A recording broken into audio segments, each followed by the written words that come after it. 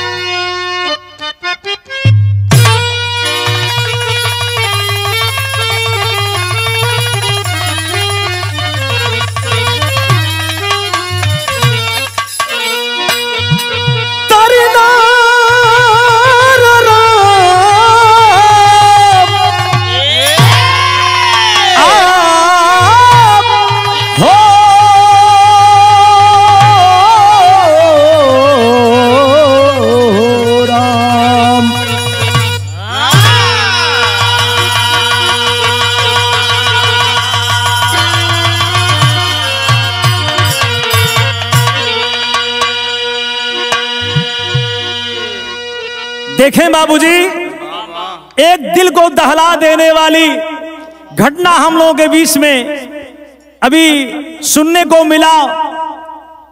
Media द्वारा हाथरस कांड, जिसमें कितने जाने चली गई बाबूजी। 4 लाइन भूमिका में हमारे कवि जी लिखलन, कैसे मास्टर बाबू। भाग्य का लेख बदले न सत्संग से, छोड़ दो दुनिया वालों बहम की डगर। जिसको खुद ना समझ प्रवचन दे रहा, पाव पाखंड का ना धरो इस कदर।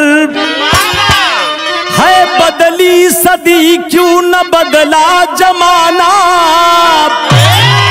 आड़ में देवी देवता के दम के पुजारी।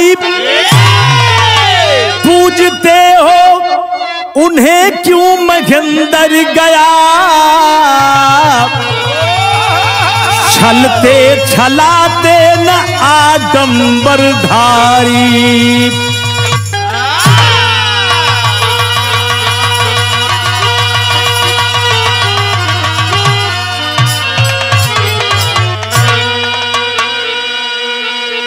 गौर करेंगे दोस्तों, एक और बिरहा महेंद्र बच्चन के पूरे शागिर्द, पूरे टीम के तरफ से एक नई पेशकश, गजल की नई शुरुआत करते हैं। कैसे भैया।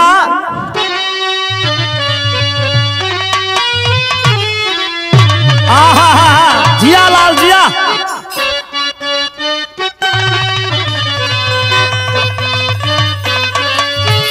भक्त अपने भगवान से कह रहा है, या कोई आशिक अपने मासूका से कह रहा है। क्या कहत बा। अरे जिंदगी की कसम, जिंदगी की कसम, अरे जिंदगी की कसम, जिंदगी आप हैं।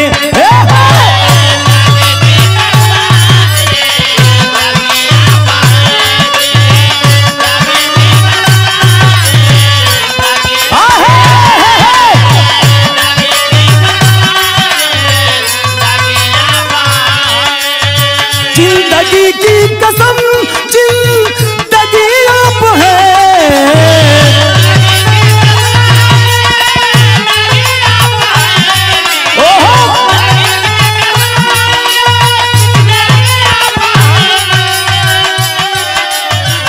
जिससे जिससे जिंदा हूं मैं, ओहो, जिससे जिंदा हूं मैं, हो ओ खुशी आप हैं। ओ खुशी आप हैं, आप हैं। खुशी आप हैं, आप हैं।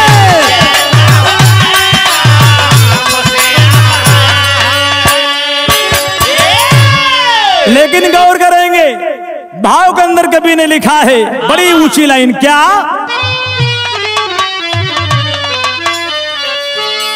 अरे घर बसर आप से, अरे घर बसर आप से हर सफर आप हैं। क्या बात है?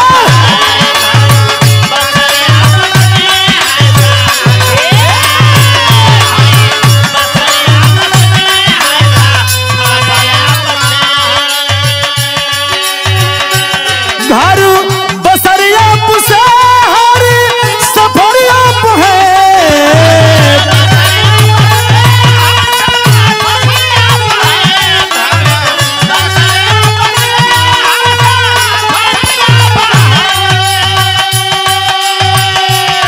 जिस पे मिलता खुदा है खुदा, जिस पे मिलता खुदा ओ तगर आप हैं। खुदा आप हैं, खुदा आप हैं।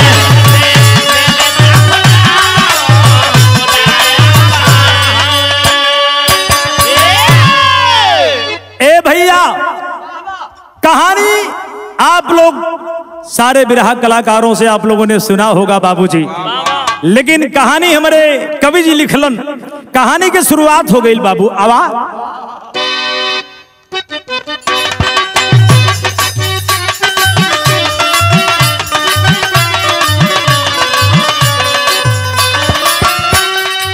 साधना अच्छी बुरी दोनों का परिचायक है,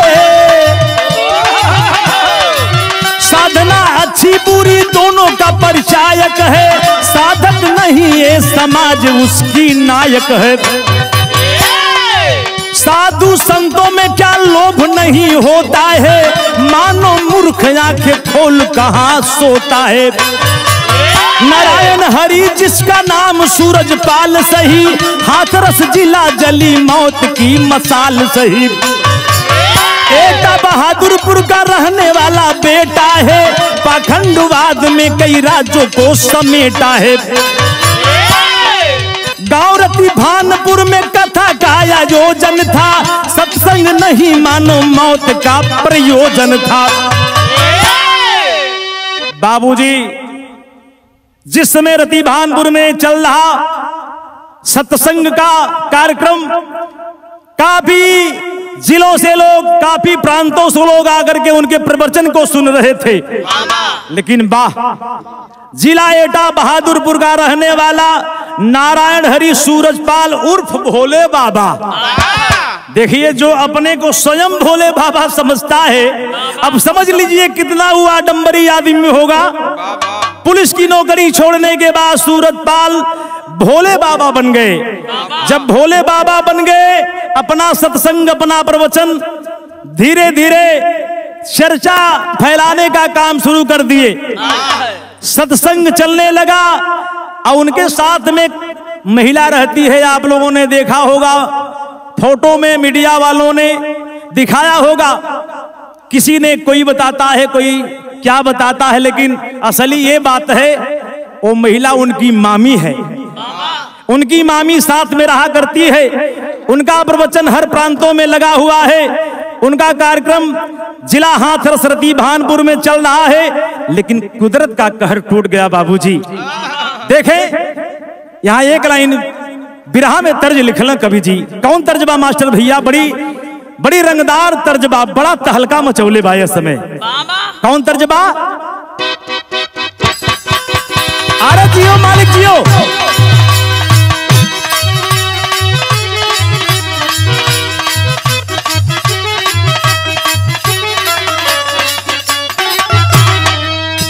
एगो लीची वाली ठेला पे लेके लीची बेचत बा सूरज भैया। वो का कहत बा?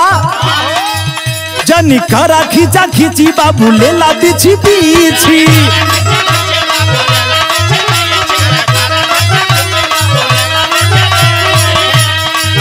जनी करा खींचा खींची बाबू ले ला बिछी बिछी।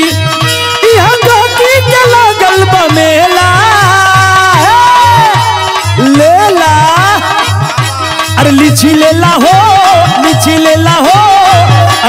गली में लेके ठेला।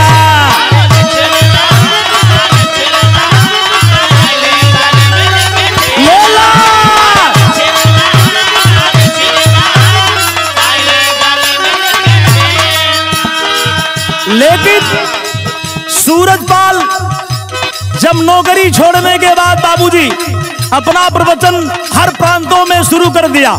क्या हुआ? पुलिस वाला सूरजपाल रोज खोजे मोटा माल।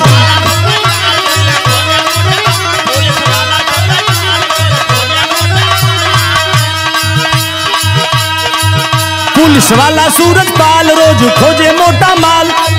बड़ा पतरा चला वर्दी वाला। अरे नौकरी छोड़ा हो, नौकरी छोड़ा हो, आगे के सुना लोग हाला।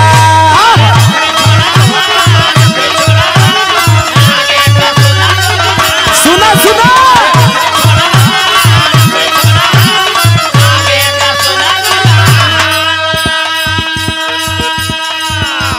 मैंने उसके दिमाग में चल रहा था पुलिस की नौकरी करूंगा, बहुत होगा, 50 से लेकर के 70,000 तक सिमट जाऊंगा। लेकिन जिस दिन मैं बाबा बन जाऊंगा, मेरा चर्चा बढ़ेगा, तो मैं अरबोपति खरबोपति बन जाऊंगा। क्या सोच रहा बाबा का?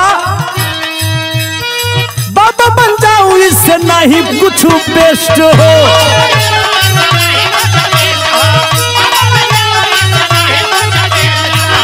इतने ना, पैसा भी मिली मिली, नया नया टेस्ट हो।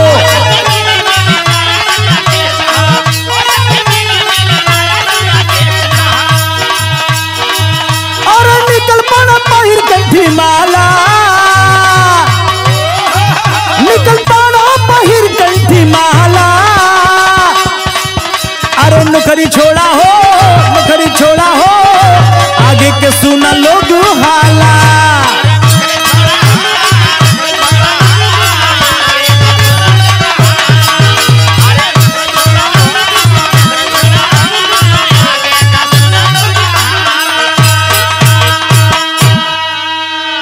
ए भैया, नौकरी छोड़ने के बाद नारायण हरि उर्फ भोले बाबा का साम्राज्य 1 2 नहीं बल्कि 5 राज्यों में फैला हुआ है।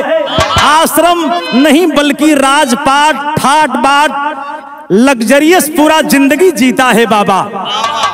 बिल्कुल चर्चा का विषय बना हुआ है कि एक बाबा आए हुए हैं, जो भभूत दे देते हैं उनका काम बिल्कुल बढ़िया बढ़िया से हो जाता है। 1998 में उन्होंने अपनी नौकरी को छोड़ दिया, यही लालच में पड़ करके। आप नारायण हरि साकार भोले बाबा, उनका सत्संग पश्चिमी उत्तर प्रदेश, उत्तराखंड, हरियाणा, दिल्ली में धीरे धीरे सारे भक्त उन्हें भगवान समझने लगे। चर्चा बहुत बड़ी हो गई। जब चर्चा बहुत बड़ी हो गई भैया, लेकिन केहू के जस होता, केहू के ये सोचा था कि सुनो फलाने के जस हो गल तो हमरो हो जाई, तो लगे हैं लोग लाइन में। लेकिन बिरहा में कवि जी एक भाव लिखलन, कैसे लाल?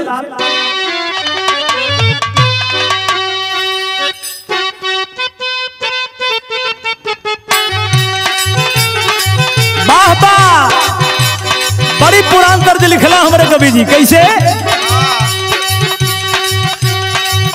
अरे भीगे रे चुनरी, भीगे रे चोली,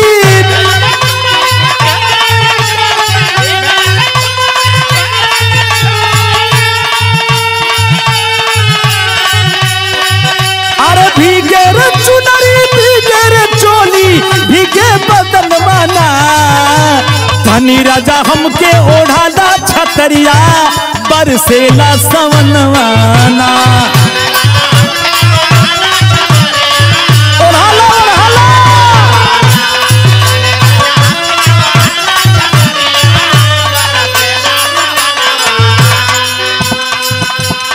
लेकिन देखे शिव भोले बाबा को लोग क्या उपदेश सुन करके लोग मग्न हो रहे हैं। आप सुने,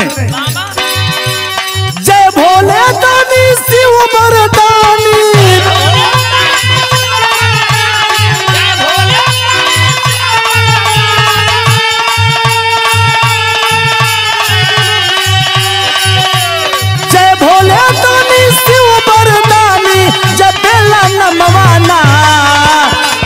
धीरे बाबा को जानी जवरिया करता प्रवचनवाना,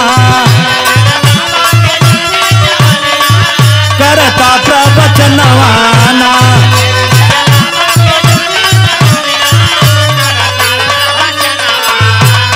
चर्चा बढ़ गई, अरे बाबा के पंडाल सजाए है भैया, देखना 2 जुलाई के।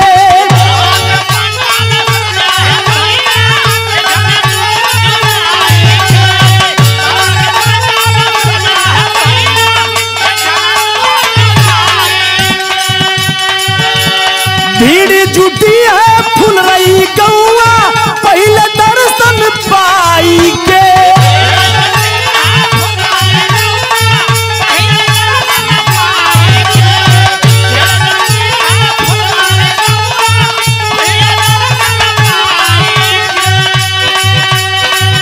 अरे नर नारी पहुंचा है दोपहरिया में,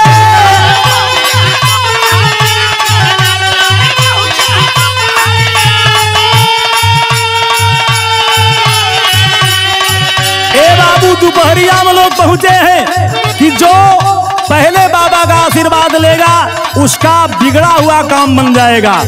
देखें, अरे नर नारी पहुंचा है दोपहरिया में, बारतिया नवाना। धीरे धीरे बाबा को जानी जवरिया करता प्रवचनवाना।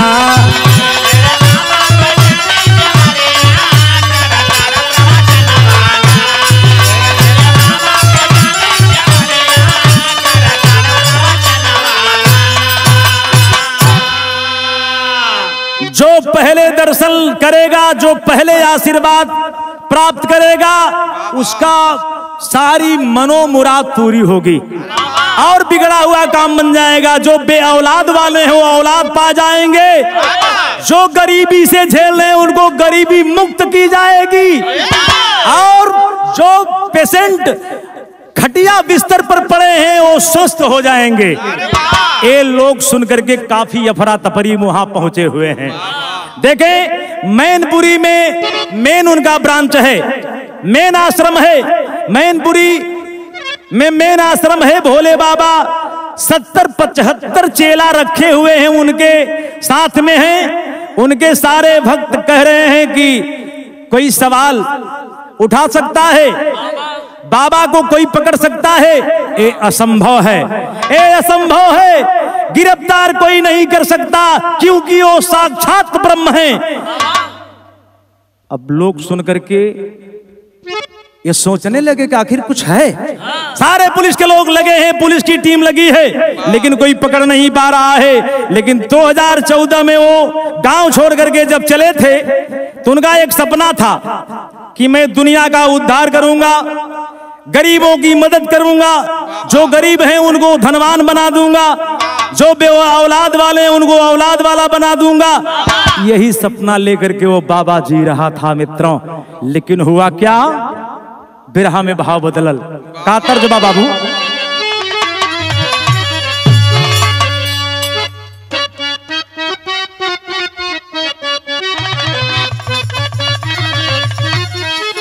तर्जु है बा, अरे तूने अजब रचा भगवान, अरे तूने अजब रचा भगवान, खिलौना माटी का।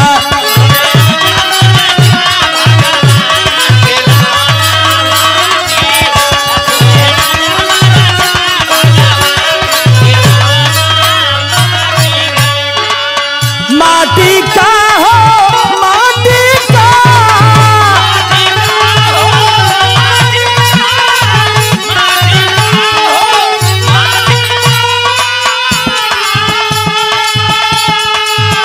तूने अजब रचा भगवान, खिलौना माटी का, तूने अजब रचा।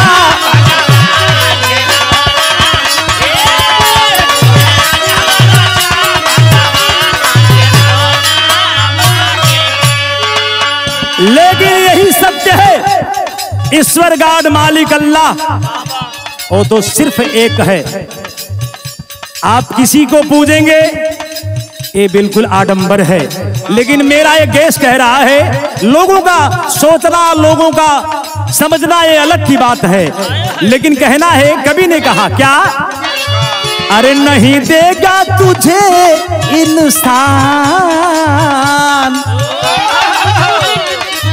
अरे नहीं देगा तुझे इंसान बिछौना सोने का, नहीं देगा तुझे इंसान बिछौना सोने का।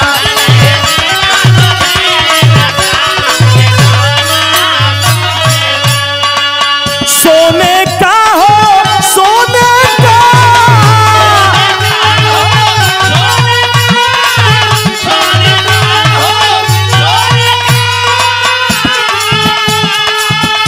तुझे खुद ही गढ़ा भगवान, अरे तुझे खुद ही गढ़ा भगवान खिलौना सोने का, तुझे खुद ही गढ़ा भगवान खिलौना।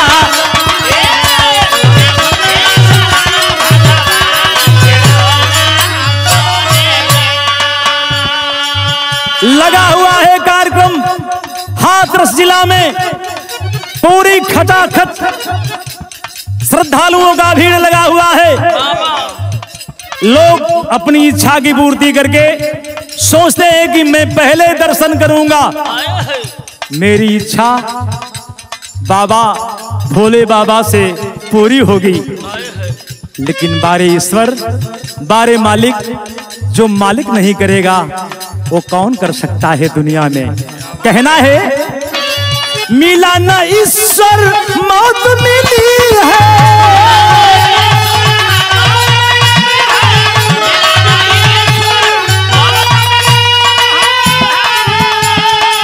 मिला न ईश्वर मौत मिली है, घटना घटी तो रूह ही ली है।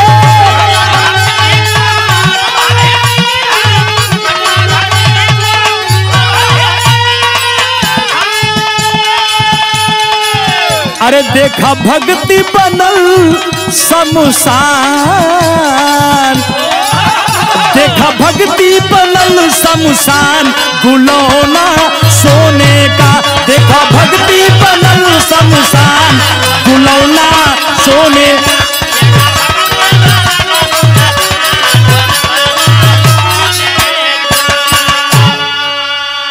मित्रों, मैं बता देना चाहूंगा, जब कोरोना काल था लोग अपने घर से बाहर नहीं निकलते थे, लोग क्वारंटाइन होते थे, लेकिन उस समय में ए बाबा भोले बाबा हजारों दसों हजारों को भीड़ लेकर के अपना प्रवचन बराबर देने का काम करते थे बाबूजी।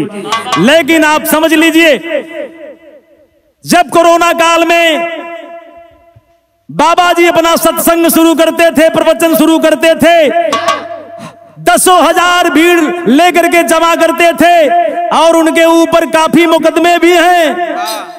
क्या मुकदमे हैं? यौन शोषण, छिनैती, 420 काफी धाराएं इनके ऊपर लगी हुई हैं। लेकिन बाबा फिर भी सीना तान करके अपना प्रवचन डांट करके करता है और लोगों को जुटा करके अपनी बाणी को लोगों के सामने परोसने का काम करता है। जब अफरा तफरी में फंस गए, लोग सोचते हैं मैं पहले आशीर्वाद लूं, कोई सोचता है मैं पहले आशीर्वाद लूं, लेकिन उसी में अफरा तफरी मच गई बाबूजी। देखें, कुदरत का कहर टूट गया। कवि जी तेरी के लाइन में लिखना भैया,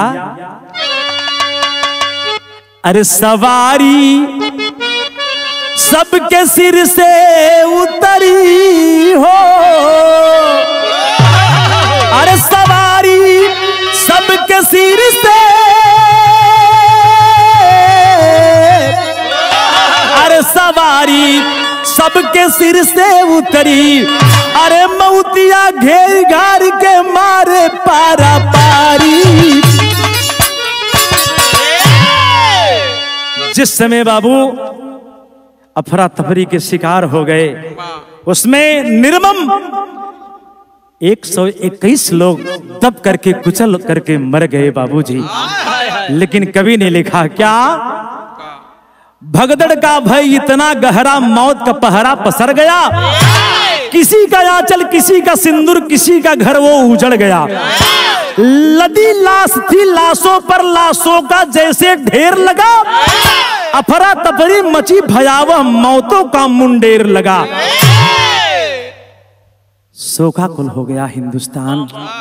जिस समय बाबू हाथरस में जब लाशों पर लाश रखा हुआ है, पूरा जब प्रशासन को खबर चली, लेकर के पुलिस फोर्स वहां पहुंचे, लेकिन वहां से बाबा भोले बाबा नदारत निकल लिए। निकल के कहां चले गए? बिरहा में कभी भाव लिखलन आवा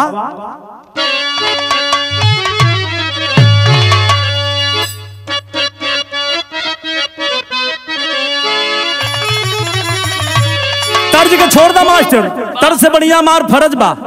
अरे मऊतिया के बेलना, अरे मऊतिया के बेलना से अरे लोगवा बेलाई हो, मऊतिया के बेलना से।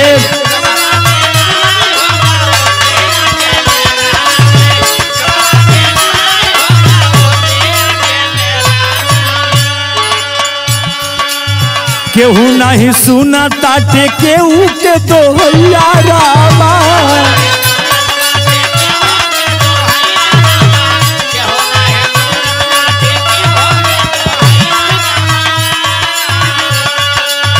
मम्मी मम्मी कही के उड़े आला रची रैया रामा।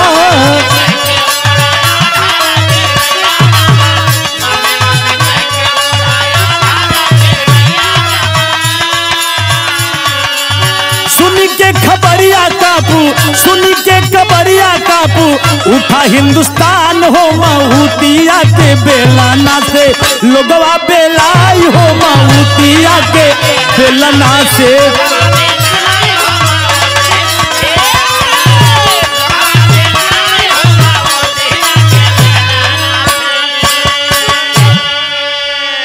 जिस समय पुष्टि की गई, खबर चला मीडिया द्वारा कि 121 लोग दब करके मर गए, निर्मम की हत्या हो गई, लेकिन उस बाबा को तो मिलना जरूरी है। ये पूछा जाए कि तुमने परमिशन लिया या तुम्हारा कोई रजिस्ट्रेशन है, कम से कम ये पुष्टि तो की जाए। लेकिन बाबा तो वहां से फरार है बाबूजी, बाबा का कोई स्थायी पता नहीं है, बाबा तो निकल गया। धीरे धीरे जब समय बाबू और आगे बढ़ल तब भइल का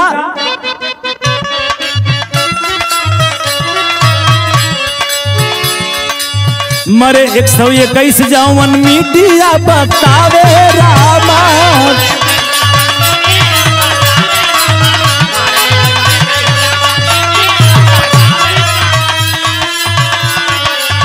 ऐसी खबरिया को दिल दहलावे रामा।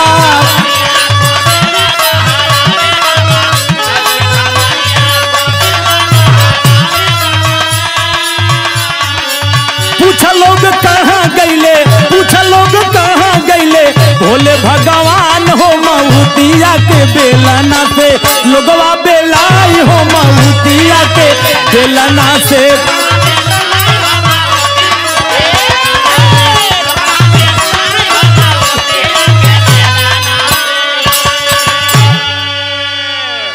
पूरा हिंदुस्तान शोकाकुल हो गया। एक खबर सनसनीखेज जैसे जंगल की आग भड़क जाए मित्रों, लोगों को रूह हिल गए, दिल कांप गए कि ऐसा नहीं होना चाहिए था। लेकिन बाबा का ठाट बाट, बाबा का राज की एकदम राजा जैसा व्यवस्था, जरूर आश्रम था, लेकिन आप देखेंगे तो आप देखती ही रह जाएंगे कि वास्तव में ये आश्रम नहीं बल्कि ये महल से भी बढ़िया, बल्कि ये लोकसभा लग रहा है, संसद भवन दिख रहा है। लेकिन बाबा नदारत है, बाबा नदारत है। पुलिस टीम लगी है चारों तरफ खोजने में, लेकिन कवि जी हमारे लिखलन पहपट के लाइन में कि आए लोगों अपने को सुधार लो, अपने को बचा लो। का लिखलन?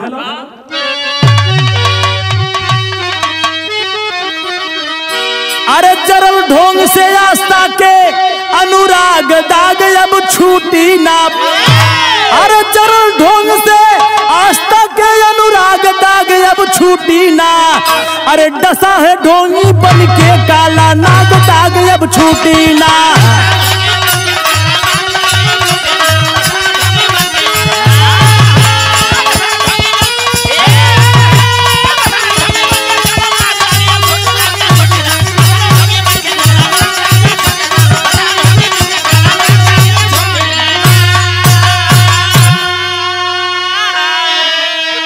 लेकिन ये महेंद्र बच्चन कहता है, महेंद्र बच्चन का केस है, अगर से पूजना है तो गॉड भगवान अल्लाह ईश्वर मालिक को पूजो, और दूजे में किसी को पूजना है तो जो तुम्हें जन्म दिए हैं, जो माँ 9 माह अपने गर्भ में पाल करके तुम्हें गीले से सूखे में की है, उस माँ के पूजो, उस पिता को पूजो। क्या कहलो? अरे पाखंड की पगड़ी पूजो ना, करो माई बाप के पूजा हो। अरे उनसे बड़ा न देव दूसरा है दुनिया में दूजा हो। अरे काम ने आई दूसरे के पैगाम दाग अब छूटी ना। अरे अपने हाथे फोड़ला अपन भाग दाग ना छूटी ना।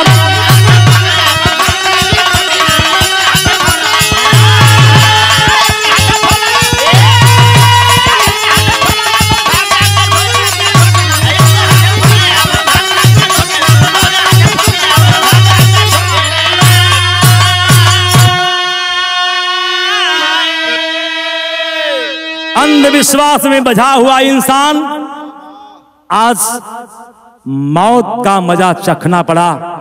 सारे बच्चे कराह करके मर गए, हमारी बहनें हमारी माताएं तड़प तड़प करके अपनी जान को दे दिया मित्रों। लेकिन मैं दुनिया वालों हाथ जोड़ करके यही गुजारिश करूंगा, भगवान के सिवा अगर से किसी को पूजना है, वो माँ बाप है, उन्हें आदर से प्यार से पूजा करो, तुम्हारी नैया पार हो जाए कसम से। ये महेंद्र बच्चन कहता है।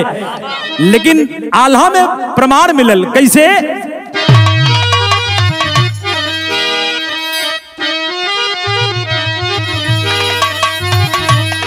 अरे धर्म है धरोहर का, अरे धर्म है धरोहर का, धरोहर बात करम आए भैया।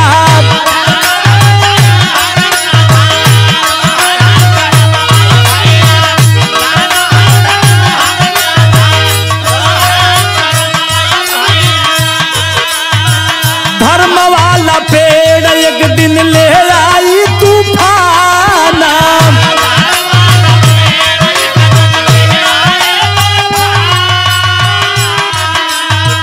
कोई भी धर्म ना गलत धरती पर भैया।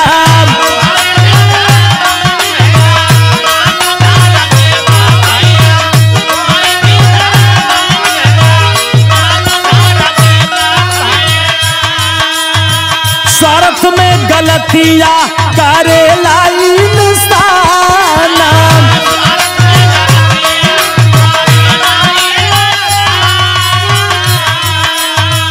लसियन के मेला यस्पा तालिया में लगलिए बाबू।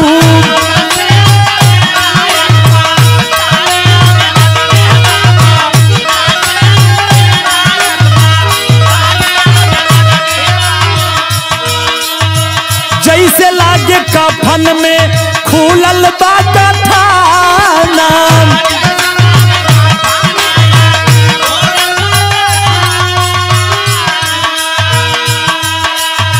रतिया बितल कैसो भइल भी न सहरा भैया।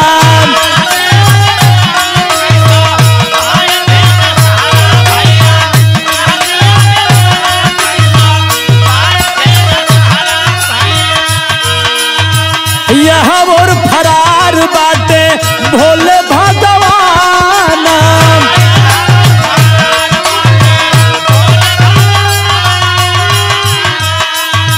यूपी सरकार ताई यार कैले टिमिया भैया।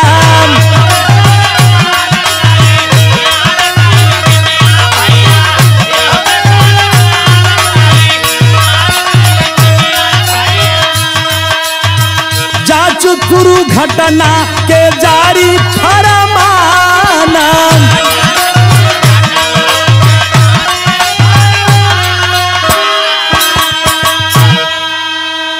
लग्जरियस जिंदगी जीने का काम करता है वो साधु, बिल्कुल राजा ठाट बाट। उन्होंने सोचा कि ऐसे ऐसे बाबा ने बड़ा दुनिया में मजा और बड़ी तरक्की किया, वहां सुनने को ऐसा मिला वहां पापाचार भी, भ्रष्टाचार भी, यौन शोषण भी हुआ करता था। ये सब व्यवस्था रही, लेकिन लोग तब भी वहां पहुंचे रहा करते थे। बाबूजी, लोग कहा गए ना भैया कि आडंबर को लोग ज्यादा विश्वास करते हैं, ऊपर मालिक भगवान को विश्वास कम करते हैं। जो पैदा किया है वही मारता है, जो पैदा किया है वही देता है, जो पैदा किया है वही लेता है। गॉड, ईश्वर, अल्लाह से बढ़ के दुनिया में अगर से कोई है तो सिर्फ माँ बाप हैं। तो हमारे गुरु लिखलन आखिरी बंद में खड़ी का लाइन है मास्टर।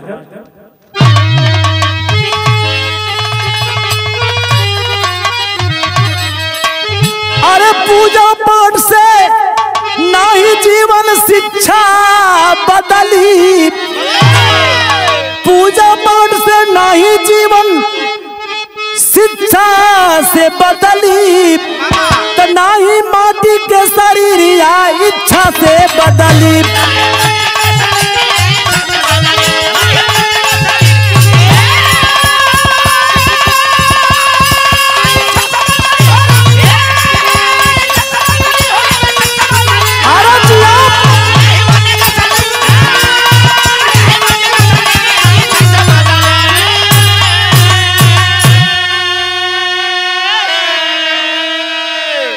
ए भैया, अरे धर्म और आस्था में आदर दिखाओ, मगर ना पाखंड इस तरह अपनाओ। जीवन का हर पहलू परीक्षा से बदली। तो भैया, अपना कर्म, अपना मेहनत वही तरक्की देता है दोस्तों।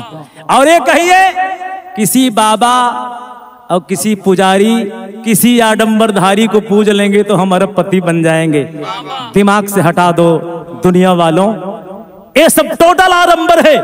लेकिन अगली लाइन में कभी लिखलन, अरे करते नमन, अरे करते नमन मरे जितने भी लोग हो, ऐसा दोबारा फिर ना बने संजोग हो। अरे परल जो पे दुख ना समीक्षा से बदली, अरे परल जो पे दुख ना समीक्षा से बदली, अरे ना ही माटी के शरीर या इच्छा से बदली।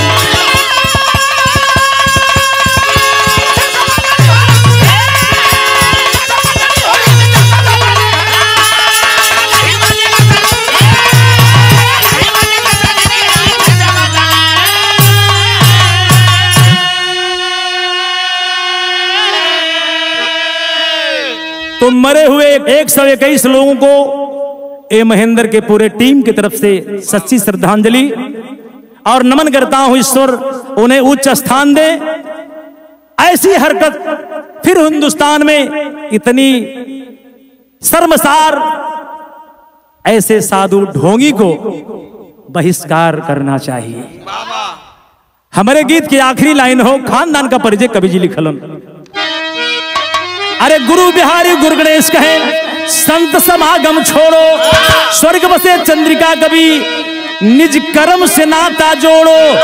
अरे सवारी सबके सिर से उतरी, महेंद्र गया कभी न करी है सेवादारी, सवारी सबके सिर से।